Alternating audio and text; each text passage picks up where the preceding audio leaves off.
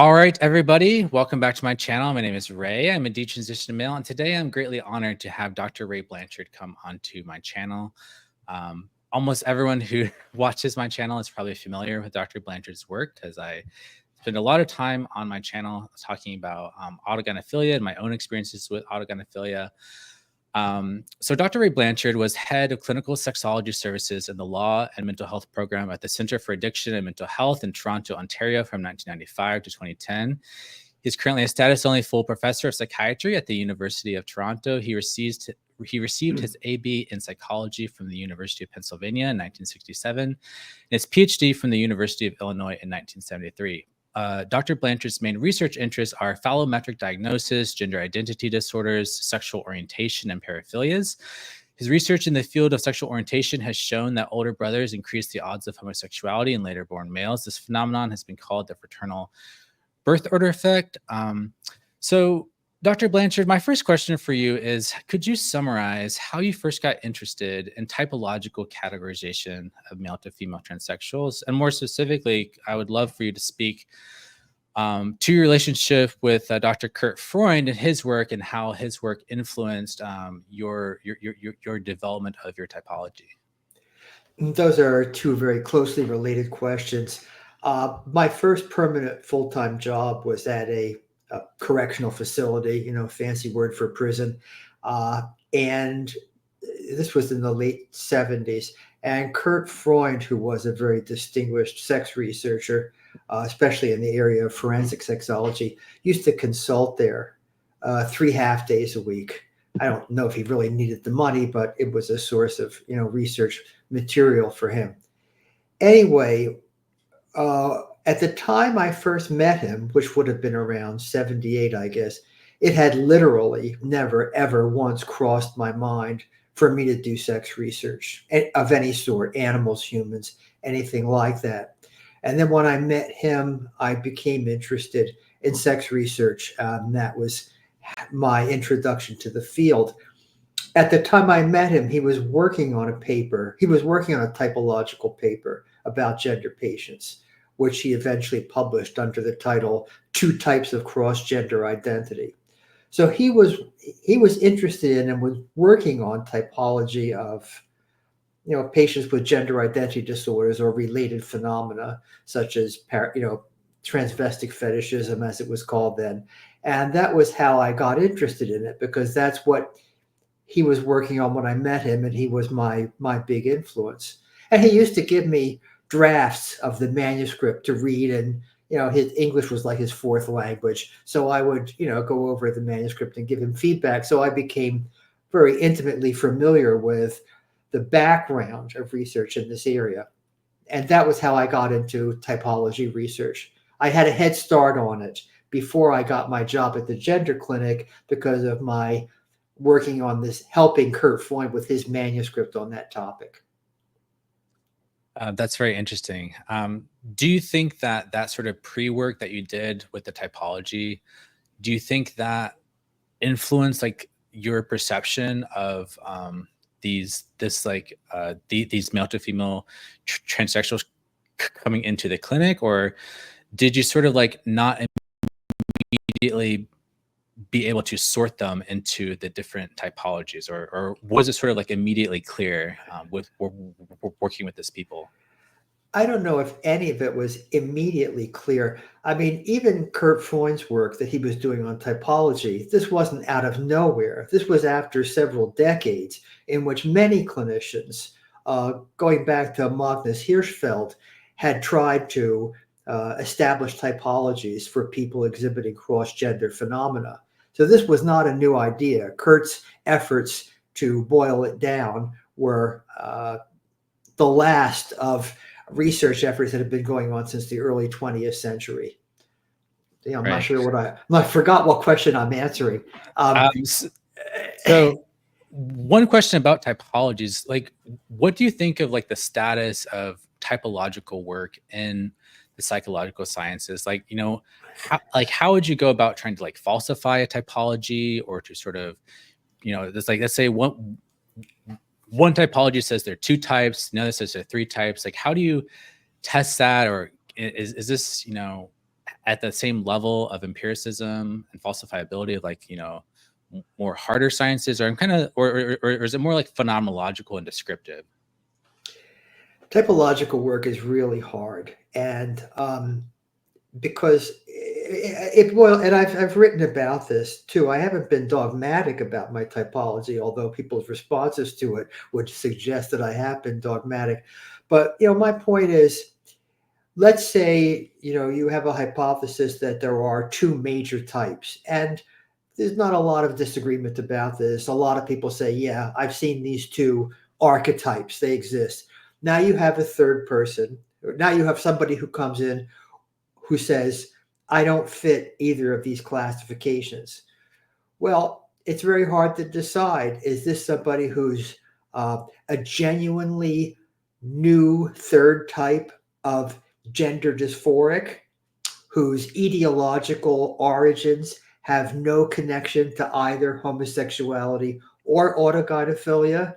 Or do we just have somebody who is in denial, let's say about autogynephilia, and therefore is just downplaying uh, episodes of erotic arousal that might not have been especially salient to them at the time, and now they just prefer to ignore or memory hole. So it's really hard because you don't know with discrepant cases, is this a new thing or is this an old thing in disguise? Right. And a lot of your critics will say that, that sort of like inability, or that sort of like epistemic darkness into the minds of these people in terms of, really knowing what's going on. It's like they'll say that that makes the theory unfalsifiable because you can't prove one way or another whether the person's lying or whether they're telling the truth. So how would you respond to that claim that this is unfalsifiable precisely in that scenario of the individual person? You can't necessarily prove that they're lying without, having a mind reading device or something. It's unclear to me what exactly here is being falsified. I think my main point has been that there are two major types of gender identity disorder, and that one of these major types is related to homosexuality, and the other major type is related to autogynephilia. That statement that there are two major types is not falsified by there being a third type or even a third and fourth type. You know, Right. Right. That it's makes a lot of sense, but I think people always they don't hear that major part, and they just think that you're making this strong claim that there are only two types. But diving further into your experiences with the AGP cohort, I'm curious. A lot of people have noticed that there's a correlation between autism and AGP. There seems to be like a good correlation there. Did you see that in your early clinical work? Did you sort of were aware of autism or looking for it, or had a sense like that, these people are kind of neurally divergent or atypical in some way? I'm going to give that a hard no, but I want to clarify a little bit. The clinic where I worked, which was in a psychiatric hospital, which was a university affiliated psychiatric hospital. The clinic where I worked was a tertiary referral center. In other words, for patients to present at the clinic where I was, they generally first went to their general practitioners. Their general practitioners referred them to a psychiatrist who saw all kinds of patients, and the psychiatrist would then refer them on to our clinic. Now, because we were like the third stop in people's looking for clinical intervention, a lot of patients got screened out at earlier stages. So it's conceivable that patients who just had seriously clinical signs of autism had been somehow diverted elsewhere before they made it through the progress of general practitioner, general psychiatrist, specialty clinic. Right. That makes a lot of sense. So like a lot of people have said that AGP is resistant to treatment, at least, as far as like, more traditional, therapy, or, sort of the sort of non-transition drug, psychiatric drugs. Do you feel like that like perception that this is resistant to standard psychological treatment was like part of the motivation for developing like a medical transition protocol and encouraging social transition? Or I'm kind of curious if you could speak to that concept of this being like resistant to treat. Okay, I think one should start by making a distinction between treatment and clinical management. Treatment has the implication that you're getting rid of this disorder, that you are removing it, and the person is now, free of the disorder. Clinical management means you expect the patient to continue to have whatever problem it is, but you're helping them live with it, helping them experience less emotional distress from it, helping them live their lives without undue impairment from the disorder. Now, I do not think there is treatment for autogynephilia. I don't think there is treatment for any paraphilic interest. But I do think there is clinical management. I do think that two individuals with the same level of autogynephilia might experience different degrees of coping that could be related to whether or not they've gotten good clinical counseling. Right. So in terms of the clinical management, these severe cases, recommending the social transition and the medical pathway, did you anticipate back then how that might have led to the development of more modern, contemporary ideological opinions about all this stuff? Or was that sort of like not even on your radar? And this was such like a niche thing that you just were, trying to treat them at the patient level. In those days, I was trying to treat patients at the patient level, and everybody else who was seeing gender patients was treating them at the patient level. The uh, the identification of the rise of a trans activist movement that affiliated itself with the progressive movement is a relatively recent development. And all of the stuff that one sees connected with that political phenomenon was in no way on the radar back in the days when I was seeing gender patients, which was 1980 to 1985. It just didn't exist. Nobody thought about it. It was not a thing.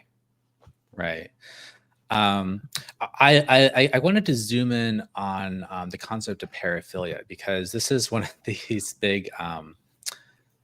I think it's like a lot of semantics are being played here, but from your perspective, like what is a paraphilia? Um, Okay. There are two schools of thought here, and I sort of tend towards one school of thought. And Mike Bailey, whom I believe you are also going to be interviewing shortly, belongs to a different school of thought. My school of thought is that um, all major departures from plain vanilla heterosexuality uh, uh, are in one bag, and the main distinction about which of them we're going to call a paraphilia and which of them aren't depends on whether they're socially acceptable or not. You know, right. so I think I said somewhere as a tweet that a paraphilia is a sexual orientation that we don't like. Right. So that would be my school of thought, is that distinguishing paraphilias from other non-standard erotic interests has to do with the social desirability and social acceptance of whatever the sexual interest in. The other school of thought, of which Mike Bailey is an exemplar, is that there is a qualitative difference between things like homosexuality and things like pedophilia, autogynephilia, clinical exhibitionism. And it's not merely a matter of social acceptance or social labeling, but that homosexuality, which would be the main healthy, quote unquote, non-standard sexuality, is different in kind from the paraphilias. How do like evolutionary arguments factor into that sort of differences between the school of thoughts in regards to, it if it were the case that, I've seen some research showing that, homosexual behavior among males plays like a pro-social bonding role, and that it may have some adaptive benefit, or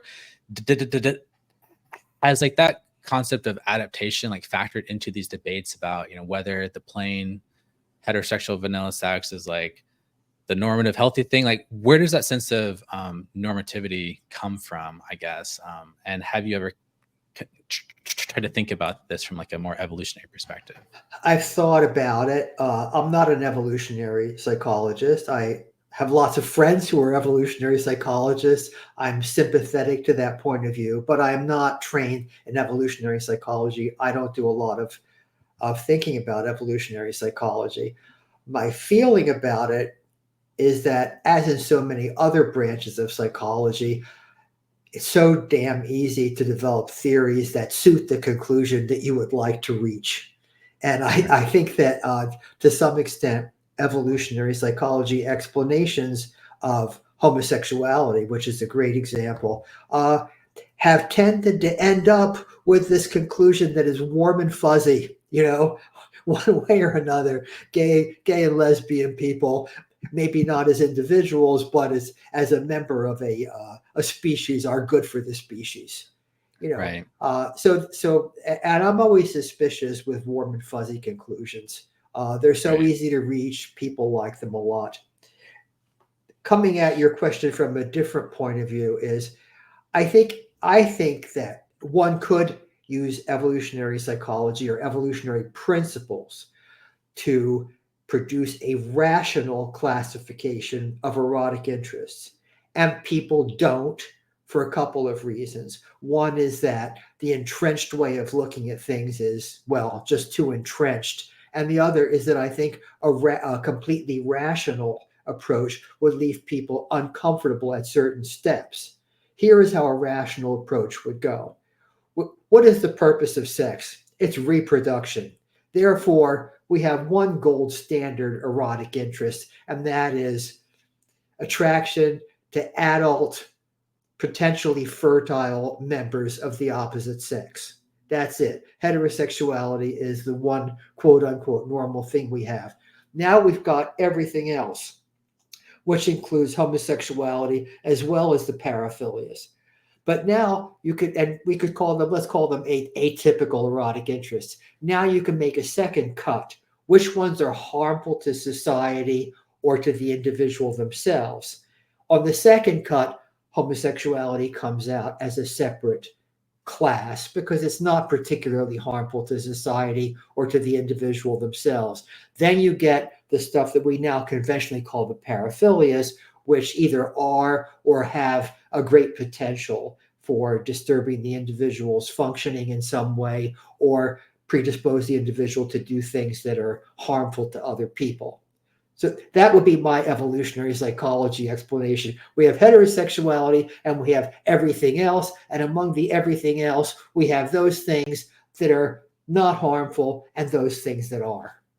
Right. I mean, that makes perfect sense to me. Like, I don't know why that's so controversial to say something like that, but yeah, like you said, like there's a lot of warm and fuzzies, and there's also a lot of like connection, I think, to these legal frameworks, because one of the things that I've heard people worry about is that, given that, sexual orientation is a protected legal characteristic, they worry that if these scientists start, lumping all these things together in that category, then somehow from a legal perspective, that like immediately opens up, for the legalization or the normalization of these more like socially destructive paraphilic interests. And so they really want to like, and I think people just have a hard time separating out like a scientific theory versus like the pragmatic consequences of like how that theory could be taken up or misused by certain political interest. I agree. I think that the use of the specific words, sexual orientation, in law has somehow distorted the use of those words or those concepts in every other human enterprise. And the people whose motivations are primarily political say, no, these are now reserved words. You can't use them to mean anything else. And it has, and that particular distorting effect of legislation has made it more difficult to have conversations that should be just dealt with by saying, let's deal with semantics up front, and then we can get to actual issues. Right. Yeah, some people just don't have that scientific mind, I guess, or that ability to think in that more objective way. Sticking on the topic of paraphilias, I was wondering if you could define the distinction between paraphilia versus a paraphilic disorder, and like how is that diagnosed, or just like what is like the content of that distinction? Well, I'm partly responsible for that distinction because I was the chair of the what the hell is it called? The sub work group on paraphilias. It was a sub work group on paraphilias, sub work group of the work group on gender identity disorders and paraphilias for DSM-5. And I was the one who introduced that language of paraphilias versus paraphilic disorders. There were reasons for it. Uh, the context was that there was a lot of agitation at the time from certain factions within psychiatry, certain psychiatrists who were themselves members of kink communities or BDSM communities, and they wanted all paraphilias removed from the DSM because they wanted to do their thing and they didn't want it to be tainted with this idea of disorder. I thought, this would have been incredible, to remove pedophilia, lust murder, serious clinical sadism, to remove these things from the DSM because, some recreational weekend B&D people, had their self-esteem irritated, just didn't make sense to me. So I made a distinction between paraphilias and paraphilic disorders. So somebody could have a paraphilia. I mean, if your main thing in life is having somebody defecate on your chest while you masturbate, I'd call that a paraphilia. But if it's all done with consenting partners, it's not hurting anybody. So I thought it was, and these exist. There are people with paraphilias who aren't unhappy about their paraphilias, who are not being impaired by their paraphilias, and are not bothering anybody else with their paraphilias. So I didn't see any need to call that a disorder. But Right. there are other things that people do sexually that harm themselves and harm others, and I think they should remain in the DSM as disorders. Right. I wanted to sort of now zoom out a little bit and sort of talk about like the harm to others in this concept, because when talking with about autogynephilia, particularly in more gender critical spaces, there seems to be, or there's this argument from the more radical feminist perspective that by, even though if like autogynephilia is a paraphilia and it's not harming themselves, like the fact that the paraphilia involves the belief that one, or the desire to be a woman, and then that motivates a desire to access female spaces or something like this, or to play on the female sports team, and then that's where the harm is getting cashed out, is in the social realm. And so it's like, how do you sort of square that circle from like the DSM perspective of like a harm, which is I think more probably clinically operationalized, versus this kind of broader perception of social harm, as far as like just encouraging this like cross-sex identification. So I guess I'm wondering, like, do you think that from a therapeutic perspective we should be not encouraging autogynephiles to take on that cross-gender identification, and like learn to accept like a more male identity, so that they're not using those female spaces? Or Well, the issues you've raised actually involve a number of sub issues, and they're a complex and um, tangled web of interests. I'm trying to think, where should I start? Uh, I think to me as a clinician, wearing a clinical hat, which I haven't worn in a very long time, but wearing a clinical hat, I think your first responsibility is to your patient. You're trying to help your patient experience less emotional pain. Your job as a clinician is not to fix the world or alter society. That's the job of legislatures, of lawyers, of politicians. That's not a clinician's job. A clinician's job is to fix the patient, not fix society. So, as a clinician, you help the patient arrive at whatever solution to their problems makes them feel better. I mean, you wouldn't encourage a patient to do anything illegal or that's going to hurt other people, but within normal parameters, that's your focus is the patient.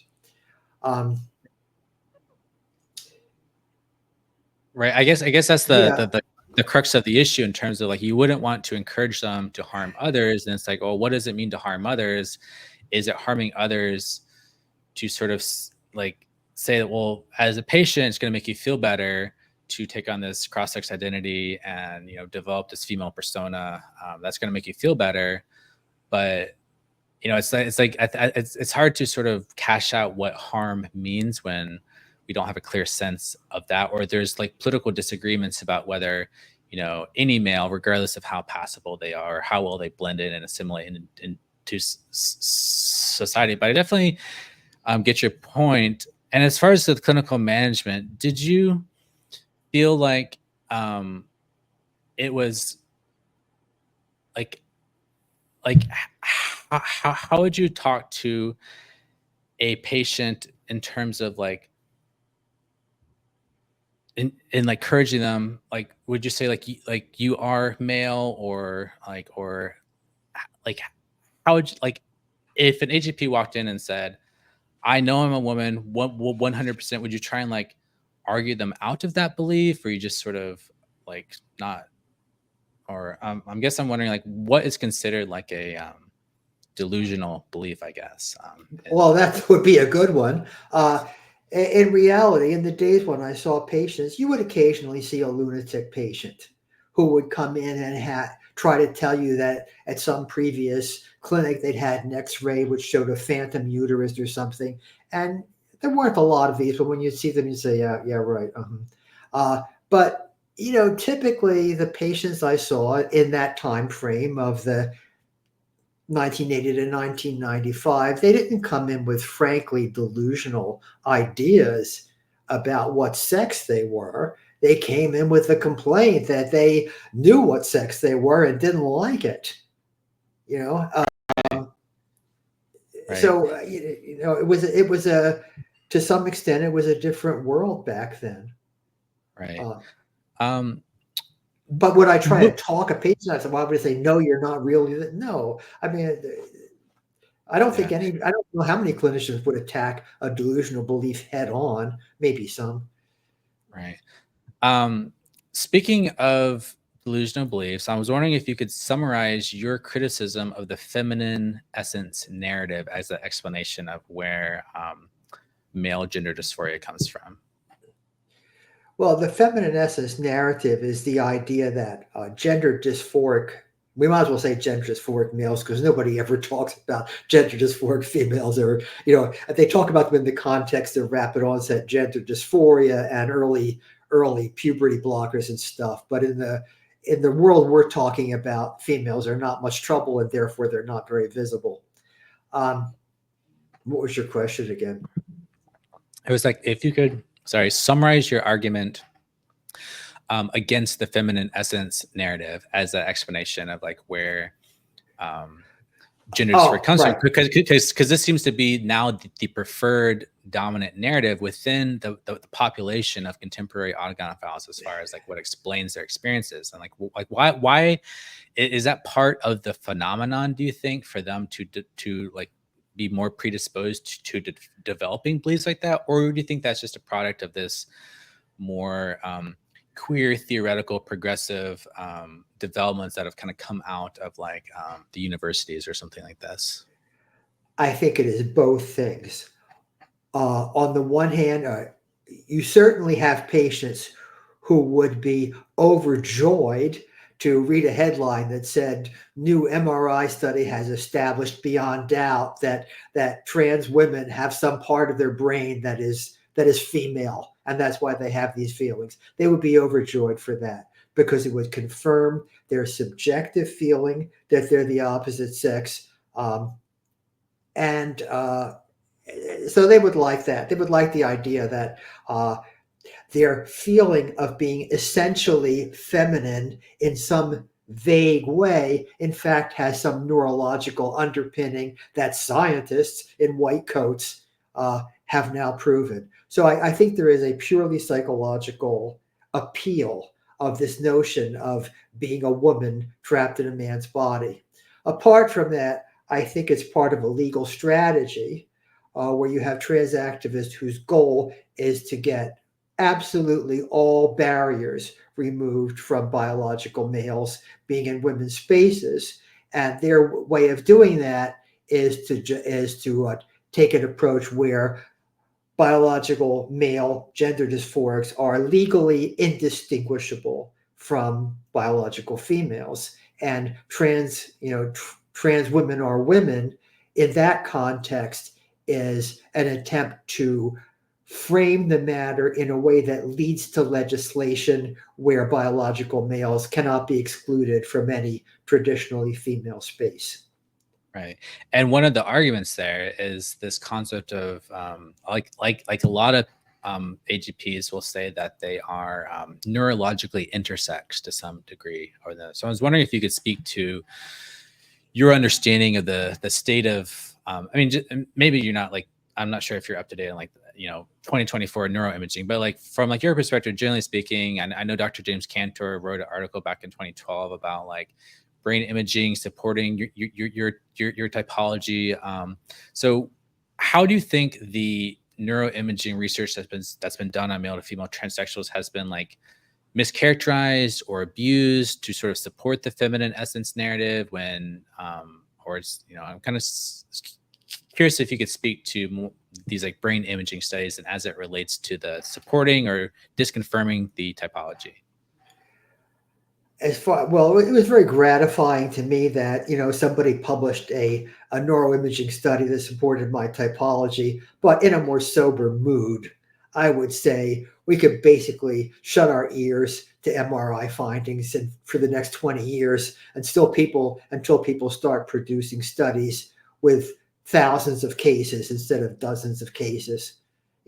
So much of this early work that was done in neuroimaging and other wet lab, or well, that's not really a wet, you know what I mean, other lab stuff. A lot of it was just done with sample sizes that are too small. And I would think anybody, whichever side of this debate they're on, would be ill-advised to base their arguments on the biological data currently available, because it could change in a flash and their whole argument will be left in tatters. So I don't think it's a good idea to try and make arguments at this juncture based on available lab data, whatever argument you want to make. Right. That's a very wise, like, and certainly humbling conclusion to draw. Because yeah, like a lot of people just they see those pretty pictures of the brains lighting up, and then just like kind of get like persuaded by that simply because how interesting it is as a visual, I think. And the white coats. Anything said by anybody in a white coat is more impressive than anything said by anybody not in a white coat. Right. Going back to paraphilias, what do you think is like the cause of paraphilias? There's probably not a single cause, but there's a lot of people within the more radical feminist world who want to say that all paraphilias are on the nurture side of things, and particularly they're very keen to pinpoint the influence of pornography. And I've seen so many people, like a lot of women, seem to think that this thing, autogynephilia, is almost entirely caused by pornography, and there's no innate or genetic component to this whatsoever. So I'm curious, like, what's your perspective on that kind of like classical nature versus nurture perspective on this? Well, the whole matter of pornography reminds me of, I think there was a song. It was a song made several years ago called Everybody I Don't Like Is Hitler. Okay. And I think everything I don't like is caused by pornography. And so it's people ringing the changes on all the things they don't like and finding that they're all connected. Do I believe that pornography causes gender identity disorders? No, absolutely not. People back long before there was before people had computers in their houses, back when pornography was extremely not easy to get, and specialized pornography like pornography of involving transvestites or cross-dressed males, this stuff was not easy to get, and yet people developed the same syndromes starting in childhood without any possible influence from pornography and without any possible social influence. People just would start developing very similar syndromes in isolation from anybody else and in childhood. So, to me, Right. this notion of pornography instilling uh, paraphilic interest is, I think, nonsensical. Pornography can help people think of new ways to act out their paraphilias, in the same way that a good cook can get new ideas for recipes by leafing through a cookbook. But leafing through a cookbook doesn't implant basic cooking skills. Right. One of the more common objections from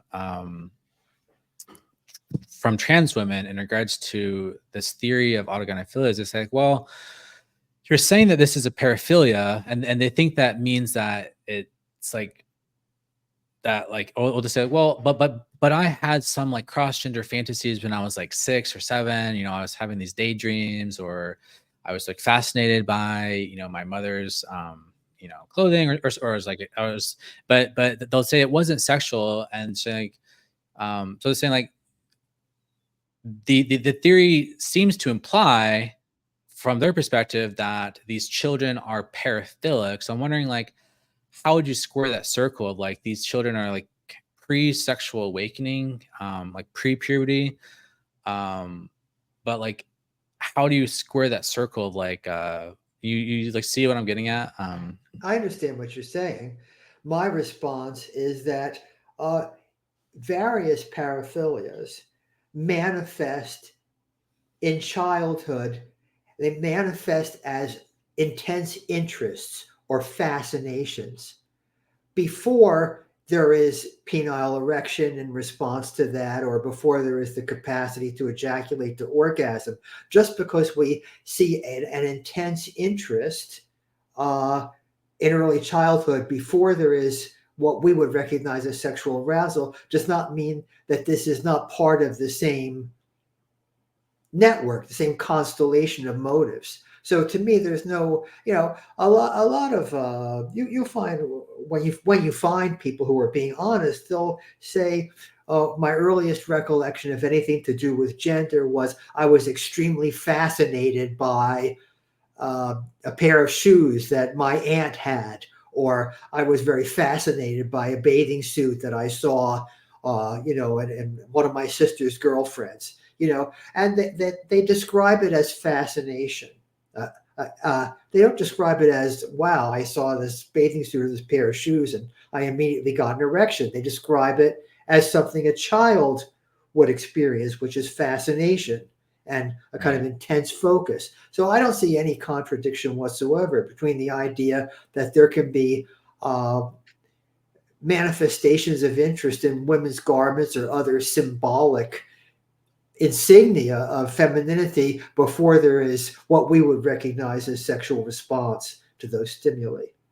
Right. I mean, that tracks my own experiences. I remember, pre-puberty, very young, I developed an intense fascination with like stockings and like hosiery, and partly it was due to the texture of that, because as a young child I was very sensitive to scratchy clothing. I hated tags on my clothing. Like my like, clothing had to be very smooth, I guess, in texture. And so I think there's some like attraction. And so and I've heard like a lot of people say similar things, and I'm also wondering like in your experience, what was there like a pattern or a part of the syndrome to sort of have a more like sensory based, sort of like the tactile sensations driving this as like a causative factor for like how the kind of imprinting happens, or what's your thoughts on that sort of like more sensory element here and how that might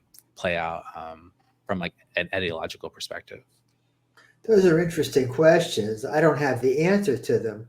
I mean, smooth textures are probably more similar to the feel of women's flesh than to the feel of men's flesh. Men have coarser skin and men have more body hair. So maybe there's something about the smooth texture of silks or other smooth fabrics that simply resembles female skin more than male skin. Maybe that's it. Or maybe it's just that there is in our society a connection between certain fabrics and those fabrics being worn by women. I don't know. Somebody would have to find a culture in which women wore rough, scratchy clothes and men wore slippery silks, and see if autogynephiles in that society dressed in the scratchiest clothes they could find. I don't know. Yeah, that would be very, very interesting. Um, One of the other common objections is in regards to people who say they just have very, very low sex drives, or they're asexual, or they're repulsed by um, their male sexuality, or like growing up, they were just like repulsed by the concept of sex. They're repulsed by, you know, the concept of like using their own genitals for like typical heterosexual sex. I'm wondering, like, did you see that early? Um, Asexual or like low sex drive, or like I think another term is like the erotic cohort. Because I know in your famous study where you showed like comparison between the homosexuals versus the asexual, bisexual, and heterosexual, it seemed like not a lot of people like focus on the asexual, but like people think this is like a counterexample to your typology of like, well, you're saying that my interest to transition is due to my erotic interests, but I don't have any erotic interest because I'm like totally asexual. So how would you fit those people into your theorizing about autogynephilia? Well, at one point, a couple of psychiatrists named Ethel Person and Lionel Ovesey, they actually gave a separate category to the asexual cases. They called them the primary transsexuals. They had a three-way typology, not a two-way. So they had a group of what they called homosexual transsexuals and transvestitic transsexuals that would correspond to my two main types. But they had this third category of what they called primary transsexuals, and they described the primary transsexuals as asexual.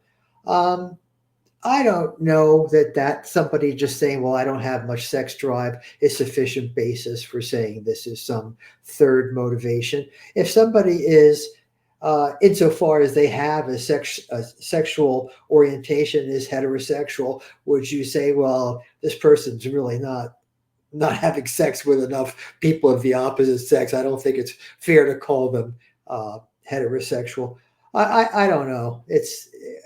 I think they're asexuality has become a new thing. It's become a new identity. So right away, you have to kind of stop believing three-quarters of what you hear. I guess that's how I feel about it. Right.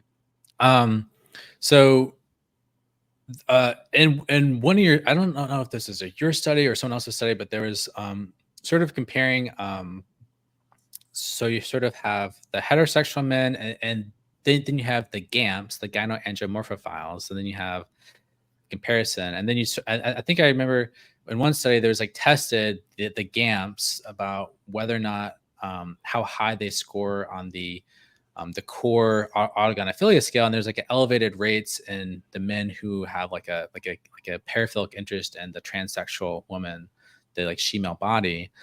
And so there's a lot of people talk about a GAM, so like an autogynephile where your erotic target is not the typical female body, but your erotic target is actually you want to imitate and mimic to basically be like a she-male or something like this. And in these cases, these like AGPs don't have the phobia or the repulsion to like their genitals. They often like their genitals, and they don't have strong like dislike of their male body, but they're more drawn into it from like the euphoria of like the feminization aspect or something like this. Did you see that distinction between the like AGPs who had this like really strong hatred of their body, their masculine body, versus the ones who like are not? Or were those people not coming into the tertiary clinic? It was only like the type who really hated their male body. Well, there was certainly a bias, call it recruitment bias, in favor of those who wanted, who hated their genitals, because the main purpose of our clinic was approving government reimbursement of sex reassignment surgery. That was why people came to us, because they wanted sex reassignment surgery and they wanted it paid for by the Ontario Provincial Health Insurance Plan or by one of the other provincial health insurance plans. So there would have been a certain selection bias in who got to our clinic. If somebody had no desire whatsoever to have their genitals extirpated and replaced by something else, there wouldn't have been a lot of reason for them to come to us. Right. So Anne Lawrence, in her extension of your work, said that there's both an erotic and a romantic side of AGP. Do you think that like there can be cases or presentations where it's only the romantic portion that gets inverted, or do you think there's always sort of necessarily that underlying erotic component?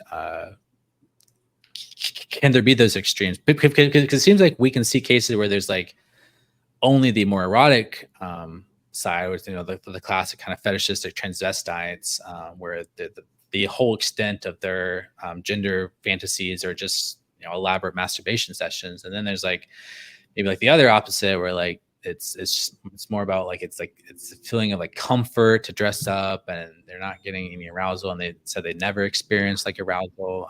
I'm kind of curious, like your like thoughts on that distinction between the erotic versus the romantic side.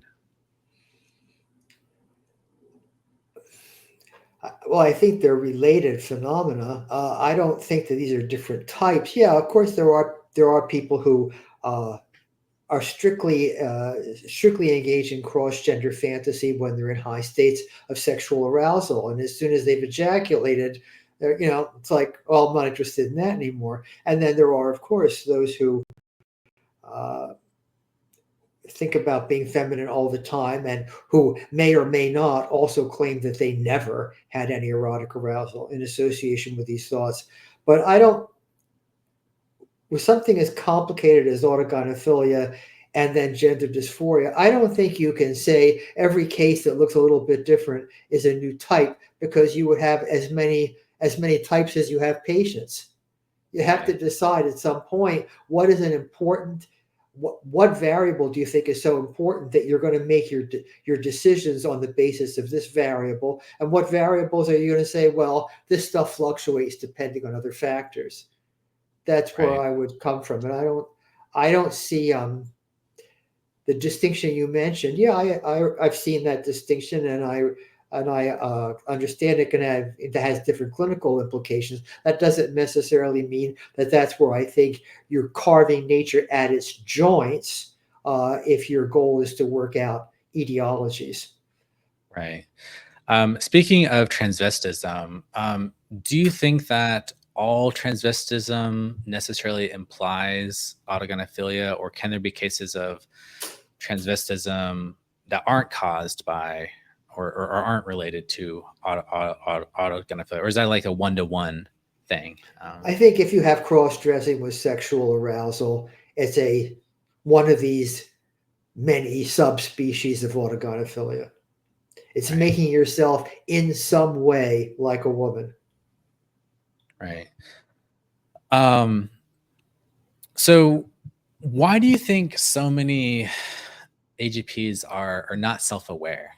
Because I mean, there's like a small contingent of like AGPs who, I mean, there's like a growing community of this.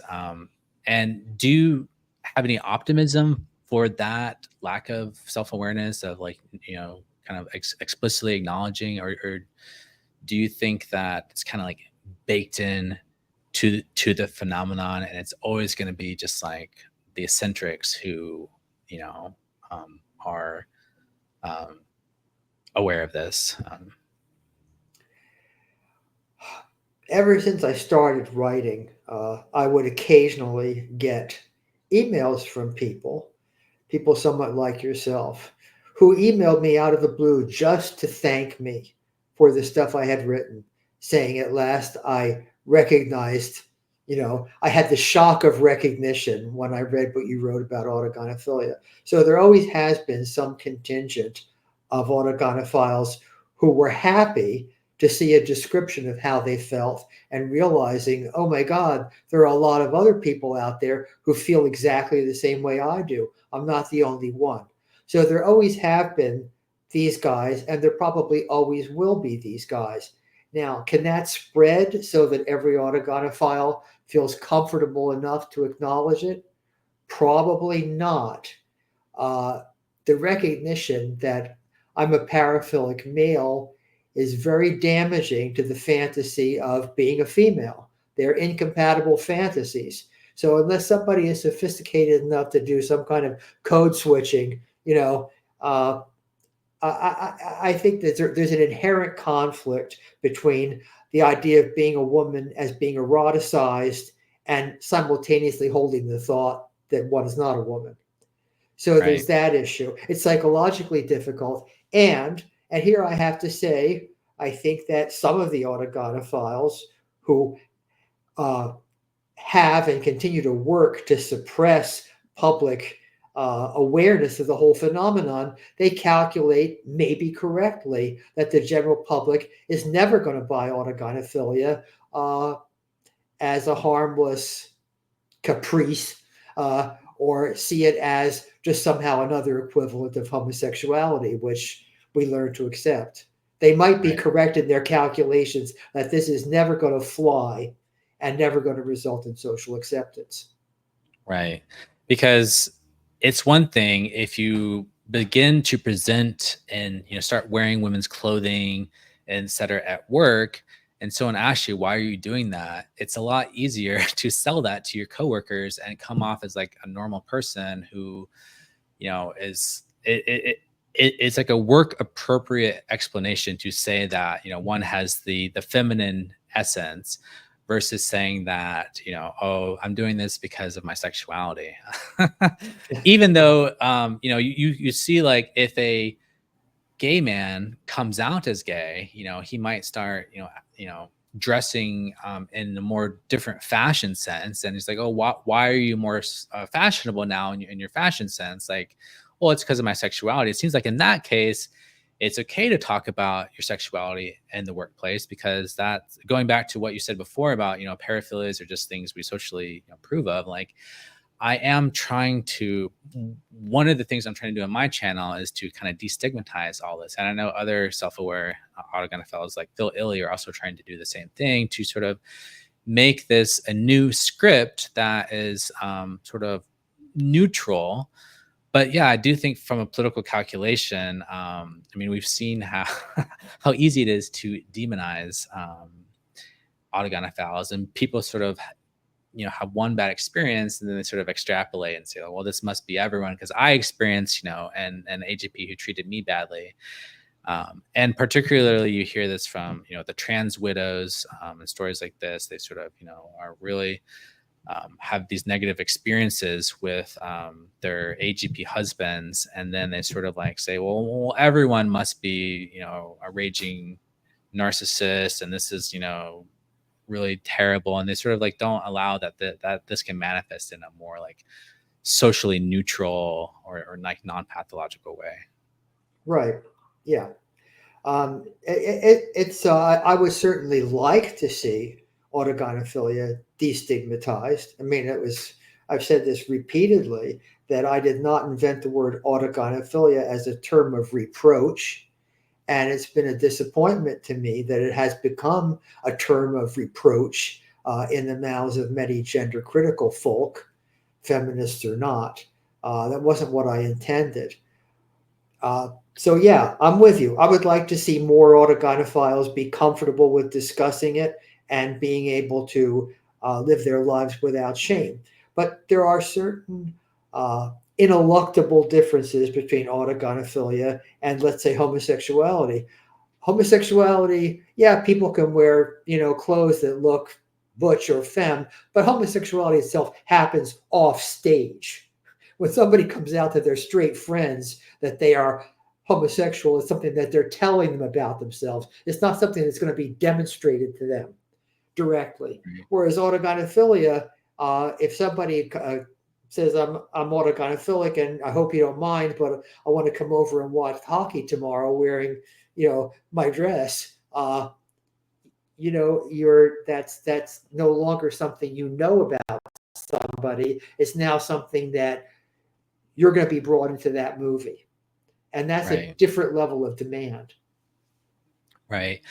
A lot of people, or a like common claim made about autogynephiles is that, well, paraphilias cluster and they, so they're, like they like exhibitionism and stuff like this, and sort of say like, well, the drive for the autogynephile to wear the dress to the friend's house or out to the shopping mall, that is necessarily driven from exhibitionism, which is itself a paraphilia. So their only motivation to display themselves in public is to kind of get like a thrill out of it or something like this. And it seems like, there definitely are cases where that seems to be going on, but like, I'm curious, how would you respond to that in regards to whether that's like a universal motivation for autogynephiles to sort of put themselves on public display and kind of, as in the community, to say go full time with this. I'm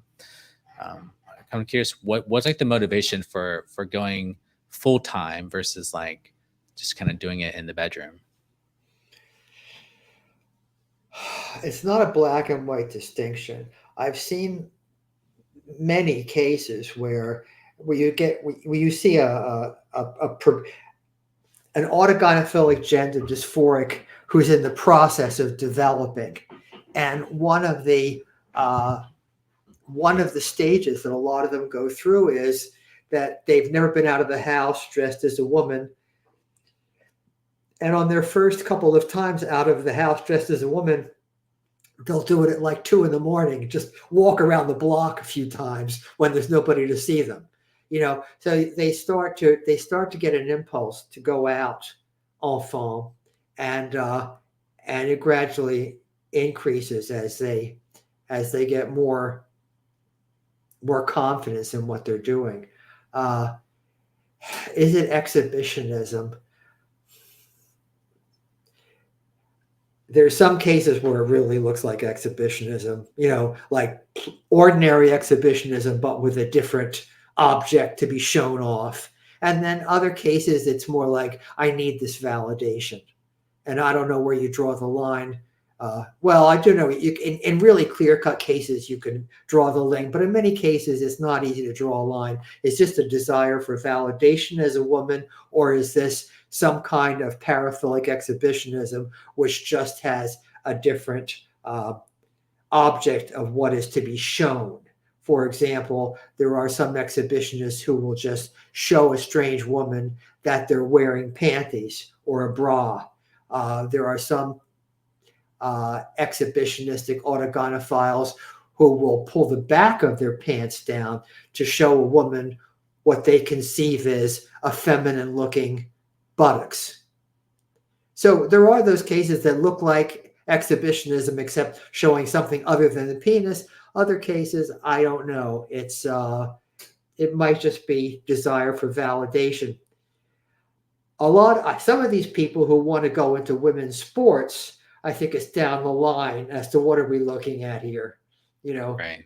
Nobody has to participate in competitive sports. There is nobody who's going to wither and die if they don't get to participate in women's competitive sports or any competitive sports. So there you really have to ask yourself, is this a need for validation issue, or is this getting more towards a frankly exhibitionistic kind of motivation.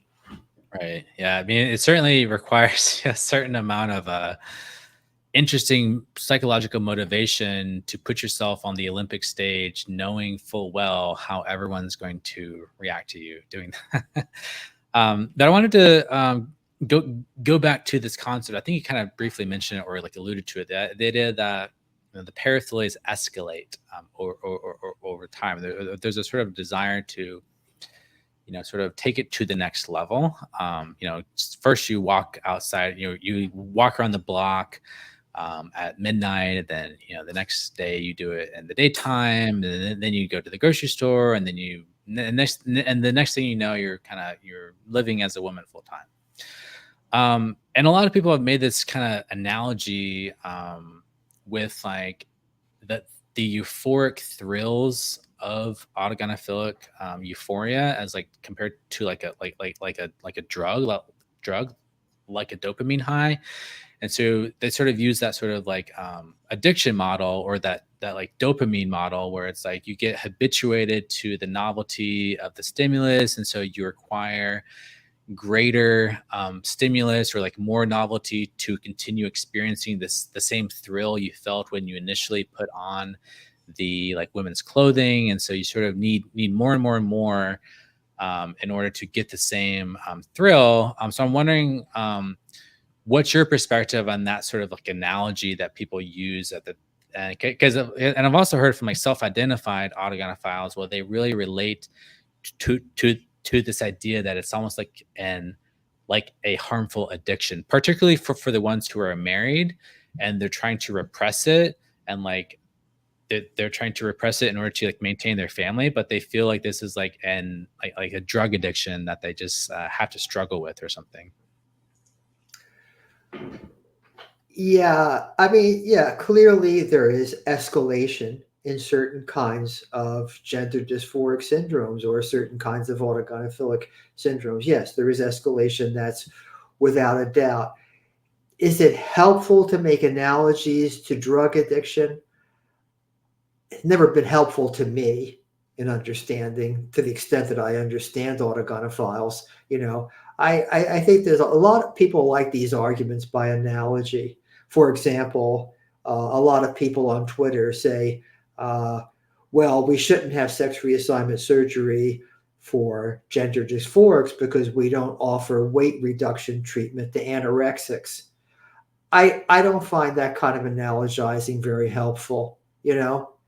Uh, Could you I say just like what is the disanalogy in that case? Because they'll say like yeah, that's like the common thing. Is like you don't affirm the delusion by offering the treatment that the deluded person wants, or something like this. yeah, that and they make that argument by looking at other conditions and other treatments, and they'll say, well, there's we don't offer weight reduction treatments to anorexics. We don't treat other uh, let's roughly call them delusional syndromes by confirming the delusion. And my point has been, you know, where is it written that the way you treat disorder A determines how you're going to treat disorder B? You treat each disorder with whatever you happen to have that is making the patient the happiest. And if it doesn't resemble the way you're treating another class of patients with different disorders, well, so what? Right. It's my view. Right. You're very well known for your research on the fraternal birth order effect in regards to homosexuality. And I'm kind of curious, like, if you've ever hypothesized or found any sort of evidence to think that there is a sort of similar causal story, or something related to the like the prenatal environment, or something that could possibly explain autogynephilia as like well, or do you think that explanation is like entirely unique to homosexuality? I think that the birth order phenomenon is unique to homosexuality. And I did, in fact, do a couple studies in which I had both homosexual gender dysphorics and autogynephilic gender dysphorics. I was probably using different labels in those days, but that's essentially what I was studying. And only the homosexual cases showed a birth order effect. So the birth order effect, that is pretty specific to homosexuality, um, and I don't think that affects autogynephiles. What I do think happens in autogynephilia is that the person is born with some defect that allows erotic mislearning to occur. So I'm not denying that learning and the postnatal environment can have an effect on somebody's sexuality. What I'm denying is that everybody comes out of the womb with an equal capacity to develop a paraphilia. I think that we enter the womb with different capacities to develop paraphilic interests. It might be that experience is then necessary to actually produce that paraphilia, but we don't all have the same capacity for developing a paraphilia. Right. That makes perfect sense to me. And like going back to the conversation about whether pornography is like causative of these underlying dispositions. It seems like we can just like allow for the possibility that the pornography sort of intensifies or triggers or escalates and sort of like par- particularly if you get into some of this more insidious modern sissy hypno stuff. That, I mean, if you go into these Reddit communities where you can definitely see people like there's like that escalation process that kind of started when they got exposed to that particular style of pornography, even if it didn't cause the underlying disposition that made them, more likely to develop that paraphilia. It's like it seems like the more modern access and then the widespread exposure to this, because like you said, like 50 years ago, like having access to this triggering content would be hard to find, whereas now it's like it's everywhere, all over the internet, and you're in these young AGPs are just like saturated with this stuff day in day out in these like online communities. And there's a lot of what I would consider to be grooming behavior happening, where they're kind of encouraging the medicalization, and the medicalization pathway becomes itself fetishized as part of these sexual interest.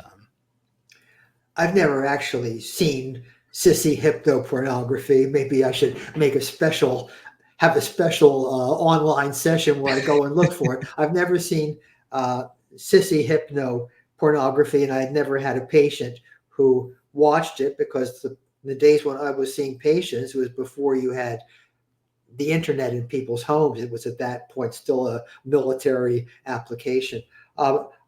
Without having seen it, I could see a couple of appeals for it. Number one, it plays into the masochistic trends that you see in a lot of autogynephiles. And one of the ways in which masochism can express itself is being dominated or controlled by another person. So I could see where the sissy hypno thing might be compatible with the masochistic trends that are present in a lot of autogynephiles. And secondly, it's a great way of disclaiming responsibility for what you're doing.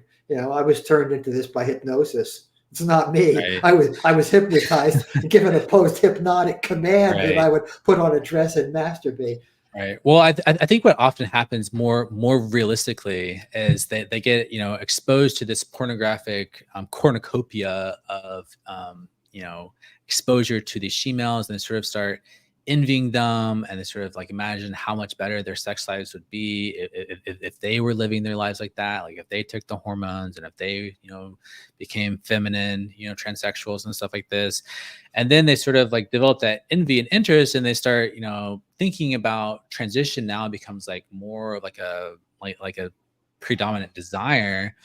And then they go into the more ideological transactivist spaces, and they say like, hey, I have this kink. I'm thinking about transition. Does this preclude me from transition? And then all the transactivist types, basically, they share these same articles saying that the actual true cause of your kink is this feminine essence. Basically, so they use the feminine essence theory to say that, well, you're actually just a trans woman who's in denial, and if you just learn to accept yourself as a woman, then. And so I think that's the like without that ideological apparatus of like saying that all this kink stuff is just a way as like a coping mechanism for dealing with your repressed gender identity, which is like that's how Julia Serrano argued for her female embodiment fantasy model. So yeah, I'm curious like what you think about that sort of idea that there's like an encouragement happening to sort of like take one's fetish and then say like, well, because like all these trans women relate to these experiences, like, and that's what happened to me. Like when I was first deciding whether I wanted to transition, I started Googling and researching like, does a history of cross dressing fetishism preclude me from being a trans woman? And everyone on Reddit told me no, that's normal. And so I was like, oh well, I guess this is compatible with being a trans woman. And so that's why it was so easy for me to take on that identity, is because everyone was telling me that's normal. So I think that's the pathway from like the pornography stuff into the transition world. Well, I mean, you're basically talking about the common concept of encouragement. I mean, it's like uh, I don't think that kind of encouragement would be specific to gender issues. It's I think this is, normally I resist when people get too heavy-handed about calling gender issues a cult. It's not exactly a cult, but there are features of it occasionally that look cultish. And one is where people who really have gone the distance with regard to transitioning have some emotional need to convert other people and to encourage other people along the same path. And in that regard, it begins to look cult-like because they bolster their own decision to pursue cross-gender life by converting other people, by proselytizing. Um, and it's not, I don't think it's necessarily in the best interest of the people who are being encouraged to proceed.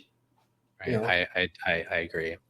Shifting gears a little bit, in her recent 35-year reflection essay, Anne Lawrence wrote, if adolescents with AGP and severe gender dysphoria can be identified in middle childhood, they can be offered puberty blocking and feminizing hormones in their early teenage years, allowing them to develop the bodies they desire and to move through the world more comfortably as adults.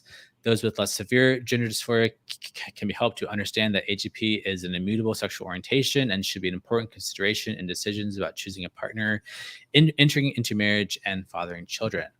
Now, obviously, pediatric gender medicine and puberty blockers is incredibly controversial. A lot of people are trying to just ban that altogether, and they'll say like, well, it's just like straight up impossible for a minor to give informed consent to puberty blockade at that age, no matter what the etiology is. So, do you think that given like the paucity of evidence for these puberty blockade protocols or these early pediatric protocols, that and then all these systematic evidence reviews are showing there's like weak evidence to support this protocol? But it seems like Anne Lawrence wants to carve out an exception for AGPs to allow pediatric transition for AGPs if we can properly diagnose them. Do you think that's a wise thing to try and carve out that exception, or do you think like I'm curious on your thoughts of pediatric transition for young AGPs? I have enormous respect for Anne Lawrence. I think she's a great scholar of autogynephilia. I think she's a very unique individual.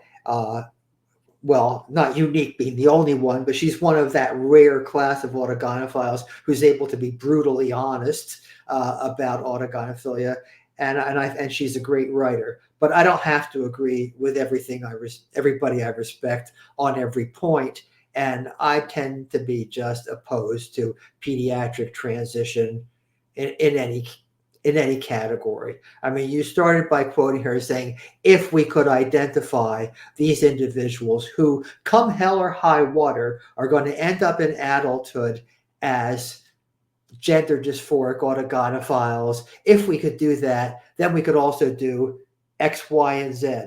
Fine. But how are you going to ever be able to identify with certainty children or adolescents who are without a doubt going to end up in adulthood as seriously gender dysphoric autogynephiles? I don't think it's possible. Yeah, I am in agreement with you, for sure. I know one final topic, and then I'll let you go. But I wanted to speak more specifically to the like research on kind of the that like your like classical studies sort of showing the like homosexual versus the asexual, bisexual, and heterosexual, because in that research it was like the transvestic fetishism and the exclusively androphilic was not zero, and in the gynophilic or the non-androphilic trans women, the rates of having it was not 100%. So there's like these exceptions, and does this go back to what we first started with, like major types, and you're just not interested in the possibility of these like rare exceptions, or kind of how, because a lot of people say like, well, the answer to that discrepancy in the data is like pseudo bisexuality or something like this, and you so you have like a AGP who prior to transition presents as like a gay man, but they're actually of the autogynephilic ideology. One example comes to mind, maybe Chelsea Manning, who seems to be, people suspect of the autogynephilic ideology, but prior to transition, it does not seem like the classical young, effeminate male story of the homosexual type, but still like Chelsea identified as like as a gay man prior to. So I'm kind of curious your like thoughts on that. Well, I'm not going to comment on Chelsea Manning. I will say I saw one patient who was, as far as I was concerned, without a doubt homosexual as far as partner orientation, and who appeared, as far as I could see, to have genuine autogynephilic arousal in addition to that.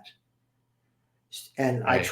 I tried my best in interviewing this patient to find some difference between this guy's description of autogynephilic arousal and what I heard from heterosexual guys' descriptions, and I didn't. So yes, you're always going to find rare exceptions. What do you do with them? I mean, I think for the time being, you just have to set them aside and say, look, if we get distracted by every exception, however rare, how are we ever going to arrive at general statements? So Right. there is that.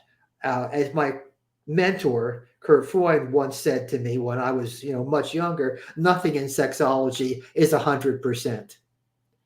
So Right. that's my comment on reality. As regard to survey studies and, in this survey, 10% of the cases classified as homosexual said they had once become erotically aroused with cross-dressing.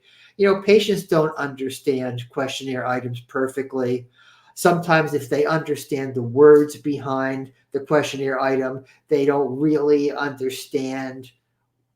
still don't really understand what the item is alluding to. So I would never make a lot of discrepancies in questionnaire studies that say, 10% of the cases labeled homosexual said they had once been aroused by cross-dressing. You don't know what that meant. It might mean nothing. Right.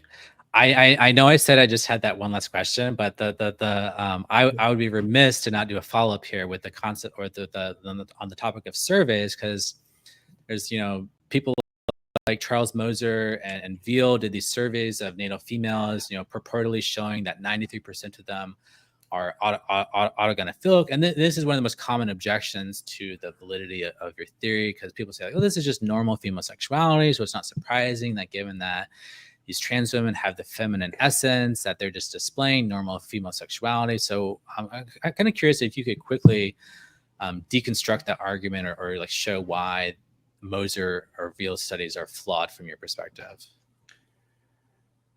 Well, I don't really want to get into critiques of their studies because I haven't just read them. And, I remember Moses was like on some tiny little completely non-representative sample of nurses or something.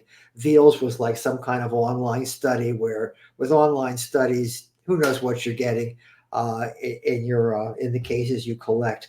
I would say two things. Number one, if it is in fact true that your typical female has sexually arousing fantasies of just having a female body, this must be the best kept secret in the history of the entire world. All right. Number one, we never knew this despite the billions of men and women who've walked on the earth until somebody handed out questionnaires to 30 nurses. Give me a break. That's number one. Number two, if sexual arousal with cross-dressing or other types of cross-gender ideation occurred in male to females because it's a feminine thing, how come it doesn't occur at the same rate in homosexual male to females? They are, if anything, more feminine than autogynephilic male to females. So why aren't the homosexual male to so if normal women have erotic fantasies consisting of just, oh, I have breasts and a vagina, this gets me hot. If this is a characteristic of normal women and of heterosexual men who are normal women inside, how come it's not happening to the homosexual transsexuals? Right. Yeah, that's a good point. Yeah, I don't think they have answers to this, and they just sort of say like, well, that distinction between the homosexual and the autogynephile is like invalid in the first place, and so therefore, that's sort of like not. They just kind of refuse to typologize on the basis of sexual orientation in the first place, and they just sort of say that is inherently transphobic because gender identity is different than sexual orientation, and they just like refuse to like make that connection or to think that your orientation has any relevance to one's gender dysphoria or the development of one's dysphoria. And they also don't have homosexual male to female transsexuals in their internet spaces. As far, I don't spend a lot of time on the internet looking at, Reddit threads or whatever, but my impression is that these discussion groups, they tend to be dominated by autogynephiles. It's not like you have 50% autogynephilic gender dysphorics and 50% homosexual gender dysphorics. So you don't have a homosexual contingent there saying, wait a minute, you're nothing like me. Right. There's nobody there to say, hey, I'm on the ground just like you are, and you're not like me. We are different types. There isn't anybody there. So it could all be attributed to, this is a fantasy of old white men who, have no idea what life is really like. Right. Well, Dr. Blanchard, this has been an enlightening and fascinating conversation. I really appreciate you taking the time to share your knowledge and expertise on this topic, which continues to be a source of controversy, but interest for a lot of people. And I just want to personally thank you for your work, because in my own life, like your research has completely given me insight to live a better life, and to integrate my autogynephilia in a more healthy way into my self-concept. Whereas prior to really accepting the validity of your research, I think I had a less reality-based understanding of myself. And so, I think the truth will set people free. And so I definitely, I'm personally going to continue to push for, uh, better knowledge about this condition. So I just want to thank you very much for your time today. This was a great honor. Oh, thank you. I enjoyed being here. Okay, I'm going to end the recording, and then I'll see you on the other side in the studio.